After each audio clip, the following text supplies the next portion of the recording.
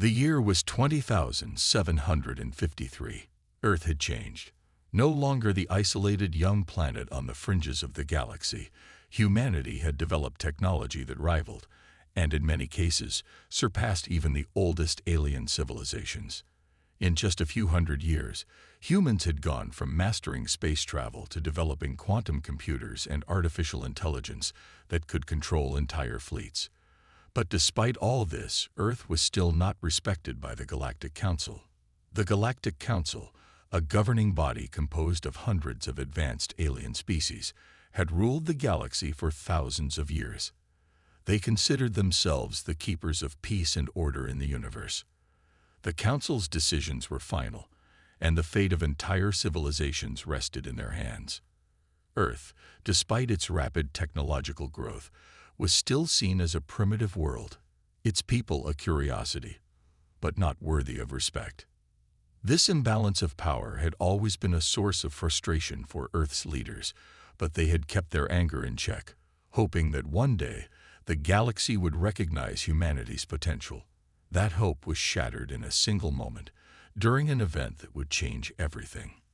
The annual summit of the Galactic Council had begun. It was a rare occasion where representatives from all the major species gathered in one place to discuss the future of the galaxy. This year, Earth had sent General Michael Carter, one of the most respected military minds of the time, as their representative. Carter had spent years negotiating peace treaties with alien races and had played a key role in establishing Earth's position as a member of the galactic community. As Carter walked into the Grand Hall, surrounded by dignitaries from every corner of the galaxy, he felt a sense of pride. It was his moment to prove that humanity had earned its place among the stars. The towering council chamber was a marvel of alien architecture, with its glowing blue walls and floating platforms.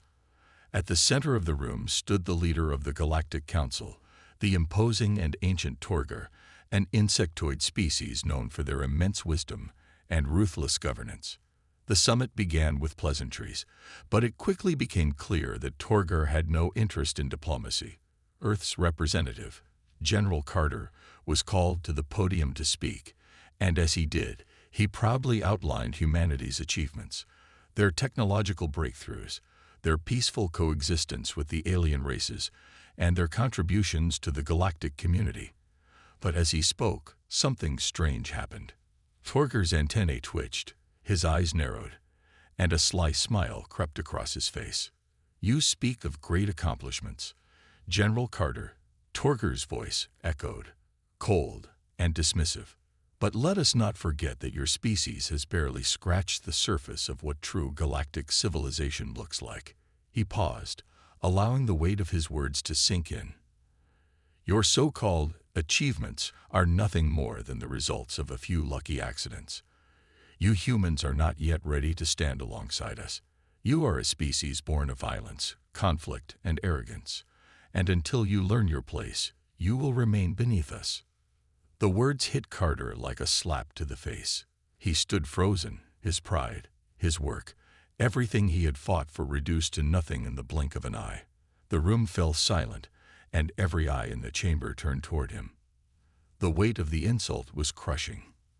The members of the council, some of whom had shown Earth a modicum of respect in the past, now stared at him with contempt. Carter's mind raced. He had prepared for this summit for months, expecting difficult questions, debates, and even disagreements. But this was something else entirely. Torgar's words weren't just an insult to him. They were an insult to every human being on Earth. The entire galaxy was watching. And in that moment, humanity's honor was at stake. The humiliation didn't stop there. Torgar motioned to one of his aides, who brought forward a holoprojector. A massive screen unfolded in front of the room, displaying a video of Earth's early history, images of primitive humans fighting wars, struggling to survive, and barely able to comprehend the stars. The video was edited to show humanity at its worst, with no mention of the progress Earth had made in recent centuries. The message was clear. Earth was still the primitive species that had once struggled to survive on its own planet, and no amount of technological advancements could change that. As the video played, the laughter of the alien delegates echoed through the chamber. Carter could feel the anger building inside him, but he remained composed, knowing that reacting rashly would only further prove Torger's point. But the longer the video played, the more the humiliation stung. The entire galaxy was now laughing at humanity. Torger's voice broke through the laughter, his tone dripping with disdain. "Tell me, General Carter," he said, "how does it feel to be a part of a species that is nothing more than a footnote in the history of the galaxy? You are a momentary spark in the eternal flame of the universe, destined to burn out before you can ever truly matter." The room was silent again. Carter stood tall, but his jaw clenched with fury. He wanted to lash out, to demand respect, but he knew that would only confirm the Council's view of humanity as weak and emotional. As the summit continued, Carter's thoughts were consumed with one thing: revenge. The humiliation was unbearable, but it wasn't just personal. This insult, broadcast across the galaxy, would stain humanity's reputation forever. He couldn't let it stand. In the days that followed, Earth's leaders convened in secret. They knew they could no longer rely on diplomacy or appeasement.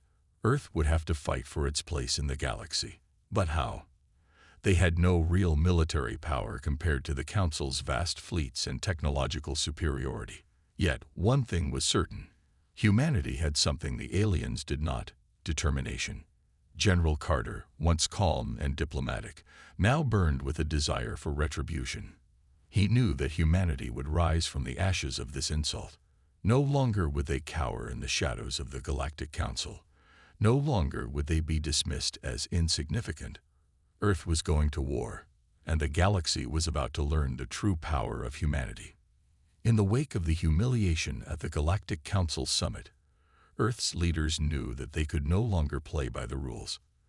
The Council had made it clear that humanity was nothing more than a footnote in the galaxy's history, but they had underestimated something fundamental about humans: our drive, our will to fight, and our ability to rise from the ashes when pushed to the brink.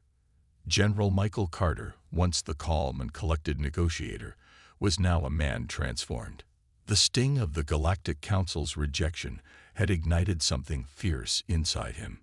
He was no longer just fighting for humanity's survival, but for their dignity, their right to stand on equal footing with the galaxy's greatest powers. Earth was about to show the universe what it meant to be human. In the days following the summit, Earth's governments convened in secret. The planet's most powerful leaders, scientists, and military strategists were brought together in a single high-security bunker deep underground. The only thing on the agenda was war. The galaxy's greatest powers had humiliated them, and now Earth would retaliate. "We've been slapped in the face," General Carter said, his voice cold. "But it's time to fight back. The question is, how?" Humanity had no experience with large-scale galactic war. The Council's forces, composed of countless advanced alien species, each with their own unique technology and tactics, were a far cry from Earth's military capabilities. Despite the advances in AI, quantum computing, and robotics, Earth was still a relatively young player in the galactic arena. But they had something that the Council didn't: resilience, ingenuity, and the sheer determination to survive. Carter's team began gathering every available resource: ships, weapons, and, most importantly, the most advanced minds in human technology. They had already developed quantum drives capable of faster-than-light travel, but they were far behind in terms of warships and defense systems. The Council's fleets outnumbered humanity's by millions, and their technology was far more advanced. But what Earth lacked in numbers, they would make up for in creativity. The first step was to build an army. Earth's military forces were strong, but they were no match for the combined strength of the Council's forces. To overcome this, Carter and his team began the process of mass-producing advanced war robots. Using AI developed over the years, these robots would be capable of fighting alongside human soldiers, equipped with state-of-the-art weaponry and armor. They would form the backbone of Earth's military. But Carter knew that robots alone wouldn't be enough. Humanity needed more. They needed an edge, something the Galactic Council hadn't prepared for. They had to turn to Earth's most underutilized resource, the planet's natural environment. For centuries, humans had lived in harmony with Earth's ecosystems, mastering agriculture, biology, and environmental sciences. Now, that knowledge would be used to develop weapons capable of turning the very planet against the invaders. A new type of weapon was born in Earth's labs, bioweapons that could manipulate Earth's environment on a massive scale.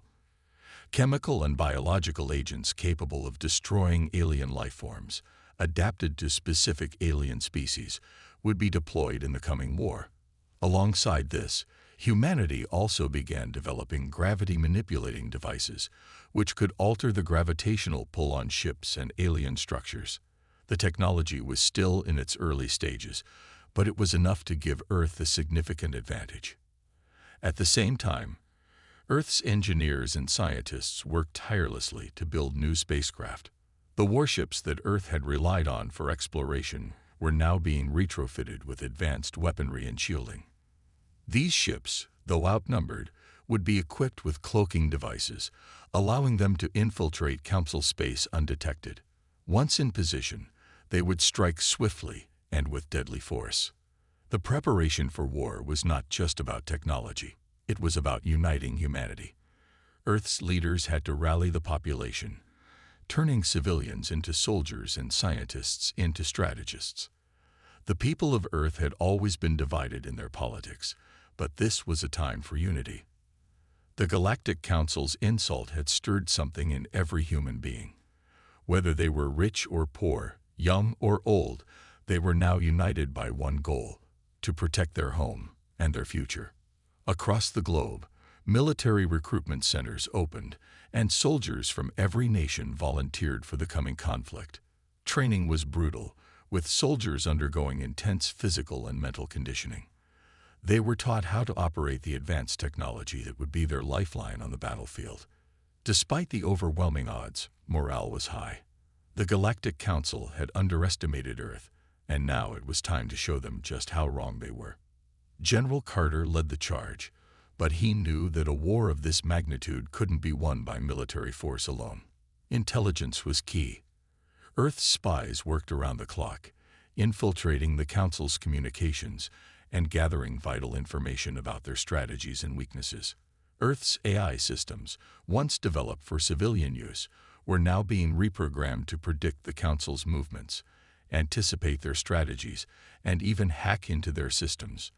The humans had become the hunters, and the Council was the prey. The preparations weren't without their challenges.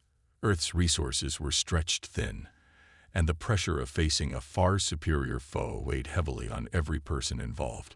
Yet each challenge only fueled humanity's determination. They had no choice but to succeed. In every corner of the world, people prepared for war. Cities were fortified, weapons were stockpiled, and every available resource was funneled into the war effort. The factories that once produced consumer goods now churned out weapons and war machines at an unprecedented rate. Earth's military-industrial complex was working at full capacity, and there was no time to waste. As the days passed, the galaxy began to feel the tremors of humanity's resolve. The Galactic Council, still unaware of the full scale of Earth's preparations, continued their arrogance. They dismissed Earth as no more than a nuisance, thinking that the human race would eventually fall into submission. They didn't realize that every insult, every threat, was only pushing humanity closer to the edge. And when that edge was reached, Earth would fight back with everything they had. General Carter stood in front of the holographic map of the galaxy, his eyes scanning the locations of the Council's fleets. He knew the time was coming. The first strike would be swift, precise, and merciless. Earth was no longer the underdog. It was the hunter, and the galaxy's greatest powers were about to learn the price of underestimating humanity. The war was coming, and it would not be like anything the galaxy had ever seen. The silence of space was broken only by the hum of Earth's warships as they silently moved through the void. It had been months since the preparations began, and now the first strike was about to unfold. Earth was no longer just a fledgling power. It was now a force to be reckoned with.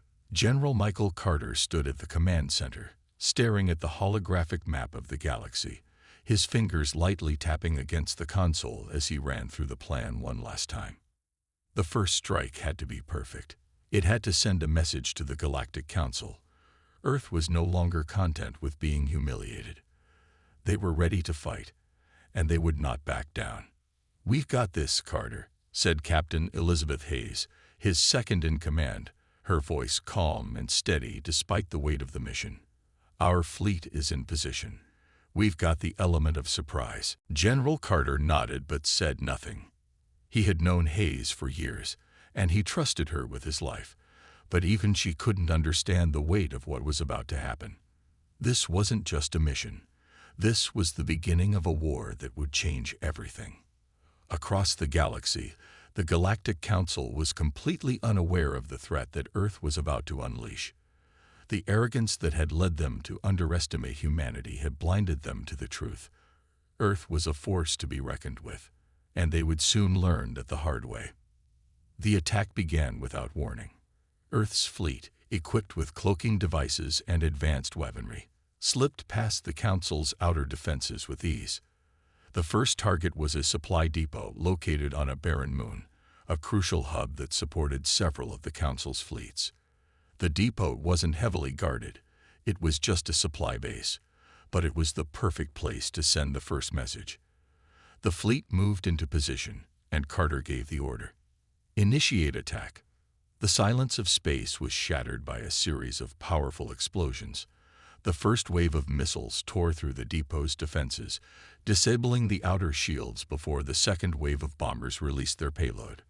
The depot erupted in flames, the shockwaves visible even from the distance of the warships. For a moment, there was only silence. Then the alarms blared. The Galactic Council's forces scrambled to respond, but it was too late. Earth's fleet had already slipped away into the shadows, cloaked and invisible once more. The first blood had been drawn. Earth had struck first, and now the Council knew they were no longer untouchable. On board the lead warship, the crew let out a collective cheer. They had done it. They had made their first mark in this war. But Carter knew that this was just the beginning. The message had been sent, but it was the next strike that would truly test them. "This is just the first step," Carter said, his voice cutting through the excitement.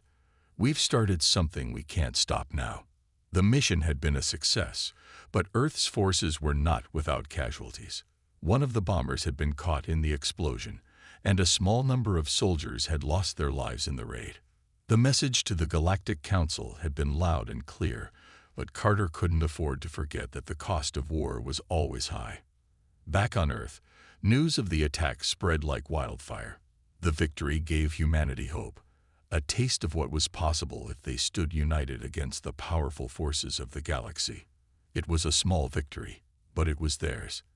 And for the first time since the Council's humiliation of Earth, humanity felt like it had a real chance. The Council's response, however, was swift and brutal. They had underestimated the humans for far too long, and now they would have to make an example of Earth's actions. In the depths of the galaxy, the Council's leaders met to discuss their next move. They couldn't let this defiance go unpunished. "Humanity has crossed a line," one of the Council members said, his voice filled with anger. "We cannot allow this rebellion to spread." The Council's response came in the form of a massive fleet of warships. They were on their way to Earth, ready to retaliate with force.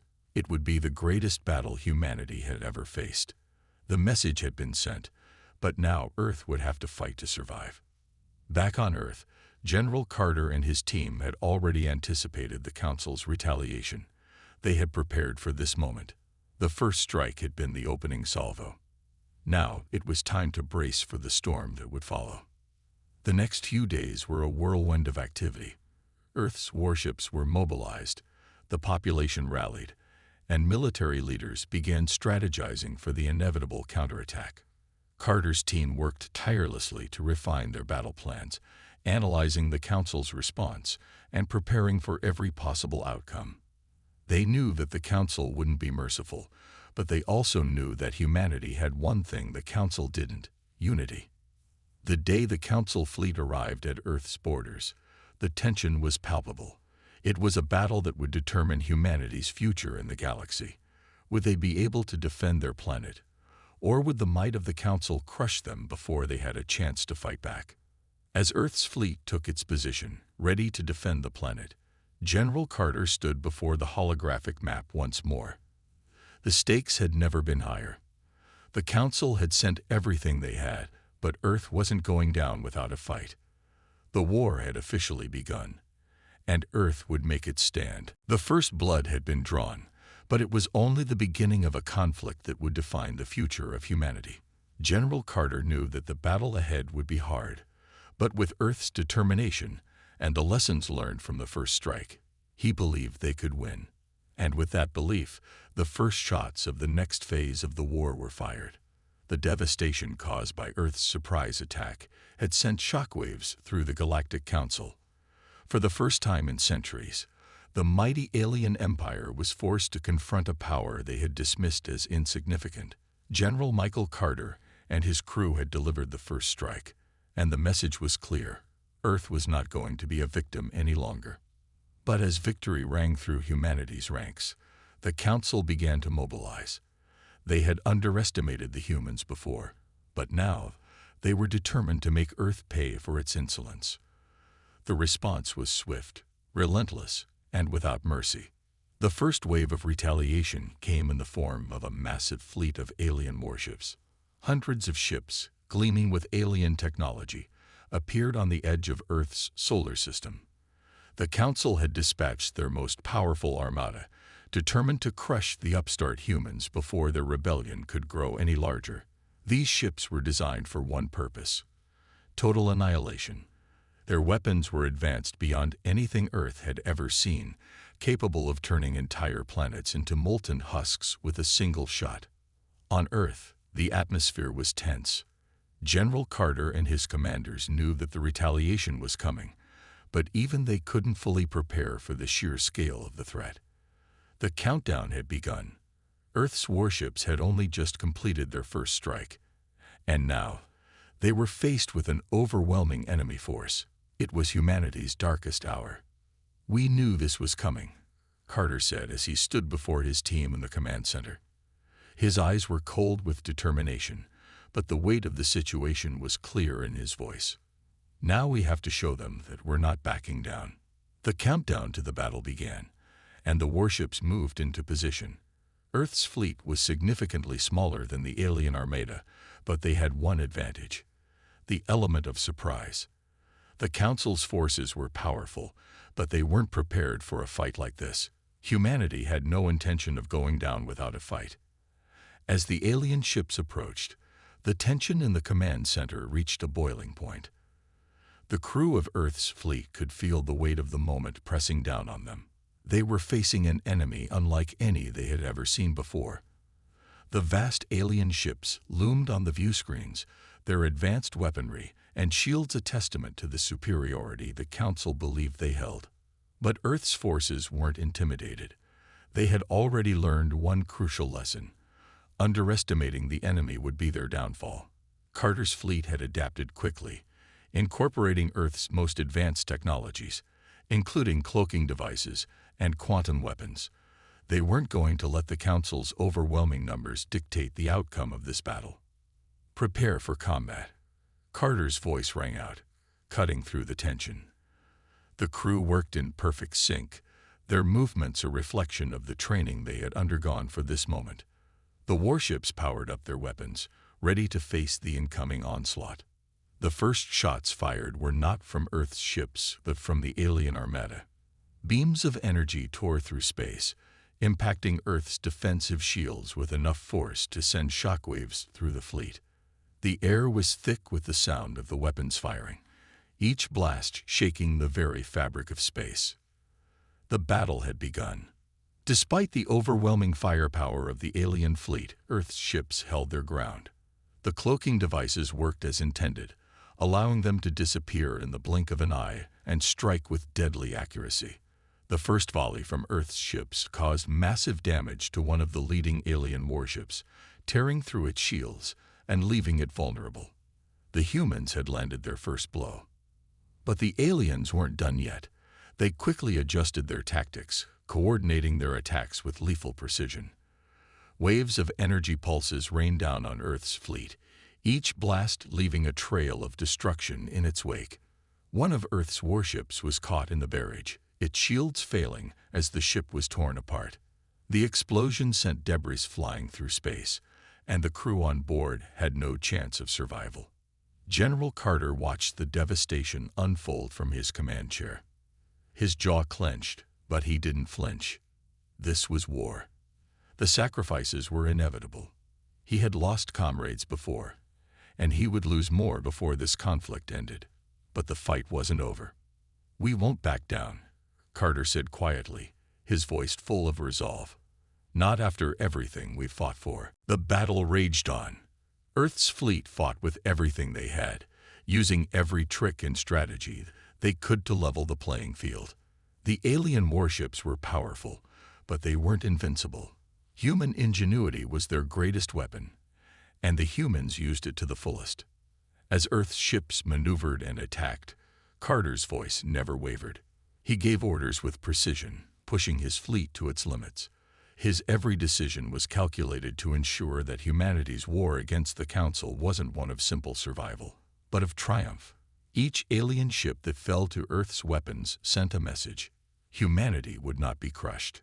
The tide of battle shifted when Earth's fleet deployed its most secret weapon, an experimental ship equipped with a quantum pulse cannon, a weapon capable of disrupting the alien ship's advanced shielding.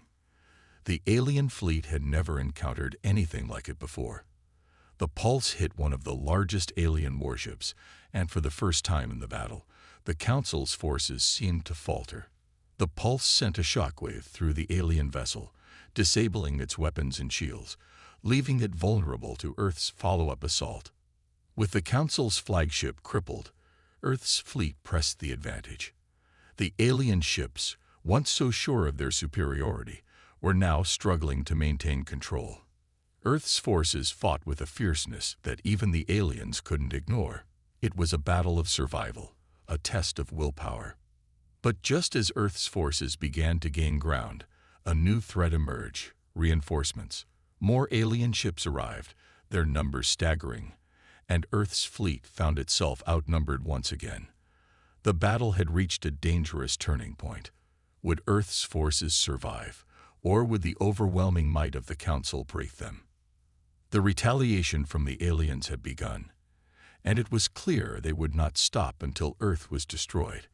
But the humans weren't done yet. This was only the beginning. The battle for Earth had just begun, and General Carter was determined to ensure that humanity's fight for survival was one the galaxy would never forget.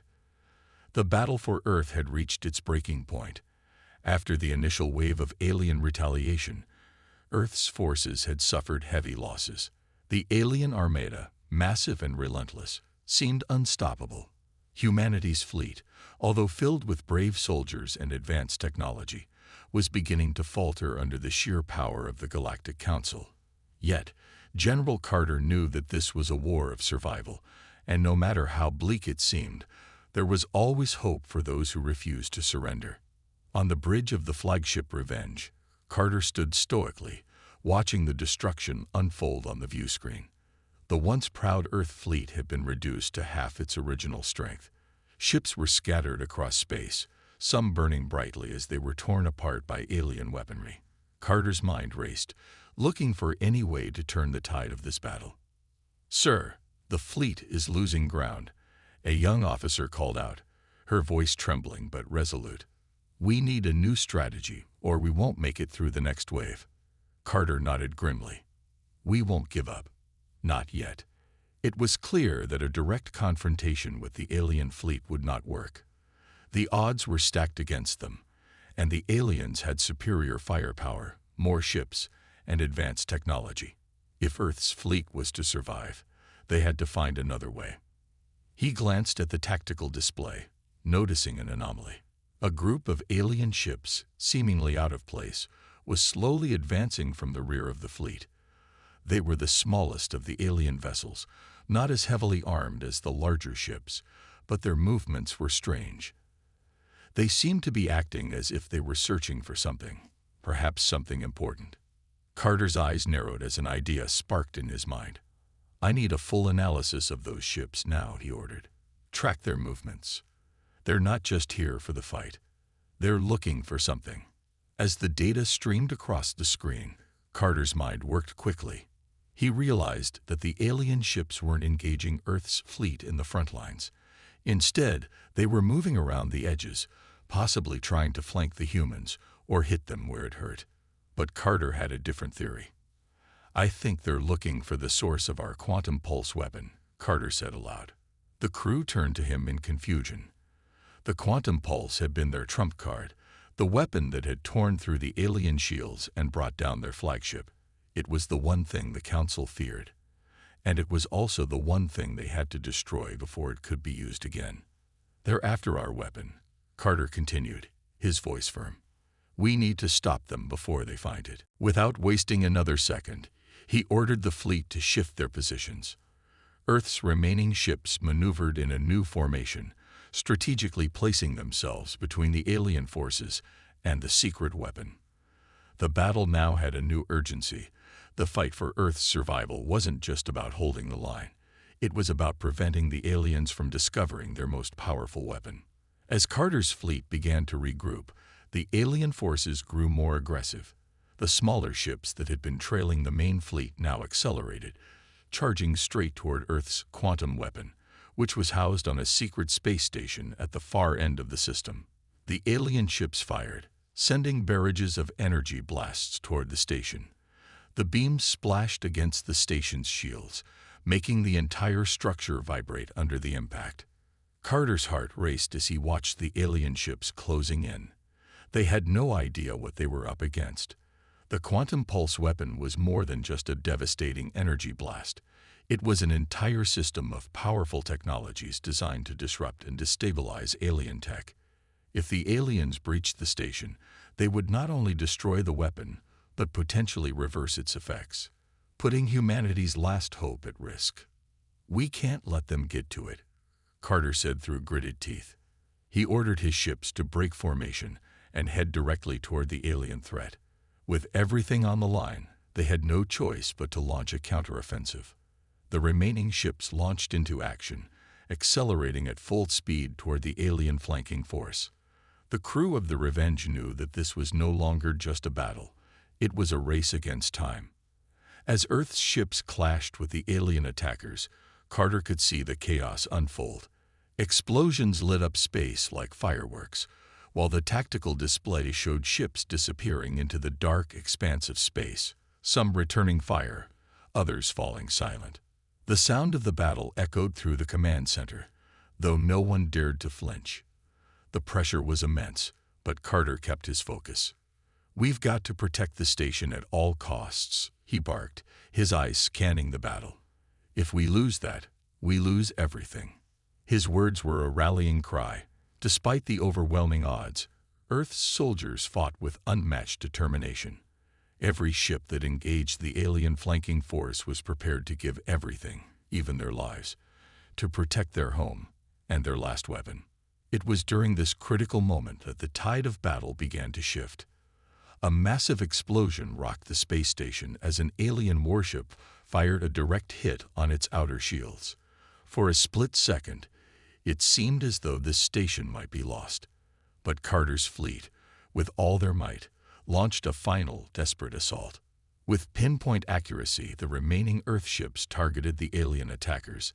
In a deadly game of cat and mouse, the humans used their cloaking devices and advanced quantum weapons to disrupt the alien ships' targeting systems. The smaller alien ships, once an unstoppable force, were now caught in a deadly trap. One by one, they began to fall. The power of Earth's fleet was no longer just about their technology. It was about the spirit of their soldiers, their refusal to give up. The battle had reached its turning point. The alien forces, now reeling from the heavy losses, began to retreat. Earth's fleet, battered but alive, pressed on.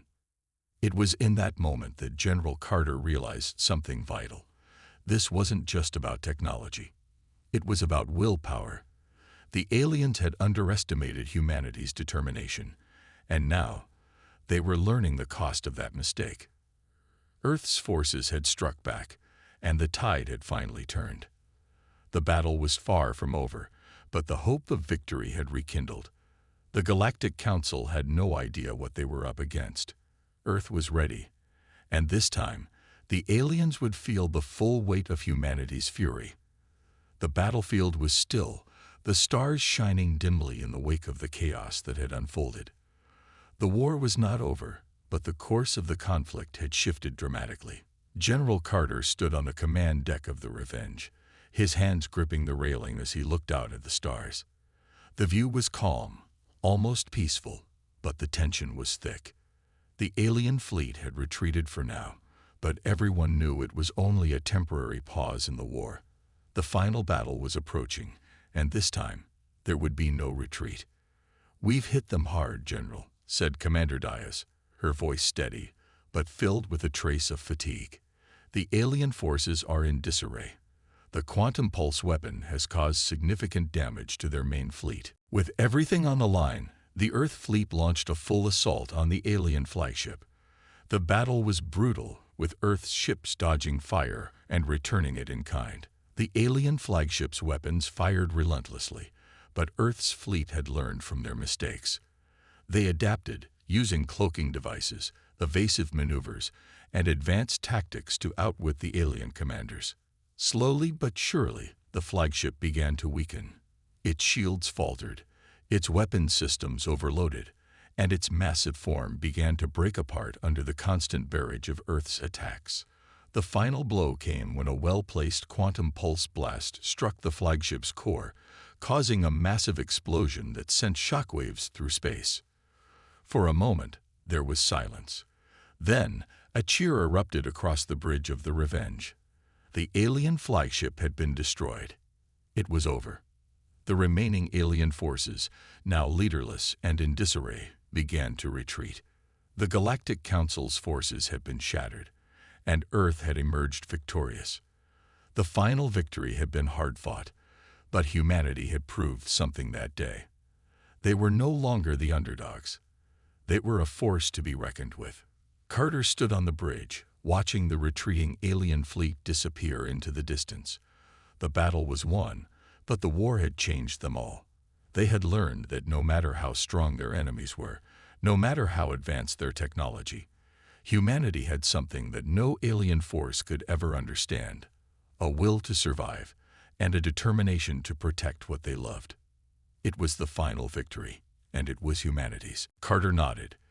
The quantum pulse, which had been humanity's last-ditch weapon, had proven to be a game-changer. The weapon was designed to disrupt alien technologies and systems, and its effects were catastrophic. For a moment, the aliens had been thrown into chaos, their massive fleets unable to coordinate. It was exactly the kind of opening that Earth's forces had needed. But Carter knew that the aliens wouldn't give up so easily. They would regroup, adapt, and come at them with everything they had. This war was not just about firepower. It was about survival. The silence on the bridge was broken by the sound of an incoming message. The officer at the communications console turned to Carter with a serious expression. "General, we've intercepted a transmission from the Galactic Council," the officer said, handing over the datapad. "They're assembling their forces for one last strike. They intend to end this war once and for all." Carter's expression hardened. He had known this was coming. The Galactic Council would do whatever it took to crush humanity, to ensure that Earth would never challenge their dominance again. But Carter refused to let that happen. He had seen the strength of humanity, their ability to fight, to adapt, to rise even when the odds were impossible. This war was their last chance to preserve their way of life, their home, their future. "We'll prepare for their final assault," Carter said, his voice unwavering. "But this time, we won't just fight to survive. We will fight to win. The final battle was set. The alien fleet, now fully regrouped, was headed straight for Earth. The Galactic Council had brought their most powerful warships, the most advanced weapons, and the most ruthless commanders. They had no intention of letting Earth live to fight another day. Humanity's fleet, battered but determined, took position around Earth. The quantum pulse weapon was still in operation, but it had limited power left. Carter knew that it was a weapon of last resort. They couldn't rely on it to win the final battle. They would need something more, something that no one expected. "We have one shot at this," Carter said, addressing his fleet. "We know their tactics. We know their weaknesses. They underestimate us. They think we're just a bunch of primitives. Well, it's time to show them that they're wrong. We're not just going to survive this. We're going to win." The fleet, though battered and bruised, responded with loud cheers. It was the final stand. This was it. There would be no more retreats, no more second chances. They either won, or Earth was lost forever. As the alien fleet approached, the tension in the air was almost unbearable. The stars seemed to fade as the massive warships of the Galactic Council came into view. Their ships were larger than anything Earth had ever seen, their weaponry more advanced than any human technology. But Carter had learned something during this war. The size of the enemy's fleet didn't matter if you had the right strategy. The first wave of alien ships began to fire, massive beams of energy cutting through the darkness of space. Earth's fleet returned fire, their weapons barely making a dent in the alien armor. The battle was fierce, with explosions lighting up the sky like firestorms. But the humans weren't backing down. "We need to keep them off the quantum pulse station," Carter ordered. "Don't let them get near it. We've seen their power. This time, we'll use it against them." The remaining ships of Earth's fleet held their ground, intercepting every alien vessel that tried to get near the station. The battle raged on, but Earth's forces were relentless. They fought with everything they had, every soldier, every ship, every last bit of technology. Carter watched the fight unfold from the bridge. He could see the determination in the eyes of every officer and crew member around him. They were all in this together. They all knew what was at stake. Then, as the battle reached its peak, something unexpected happened. The alien flagship, the massive ship that had once been invincible, came into view. It was bigger than anything Earth had faced. Its weapons were more advanced, and its shields were nearly impenetrable. But Carter knew this was their chance. "We'll take the flagship down," Carter said, his voice filled with resolve. "Everything we've got. We hit them hard, and we don't stop."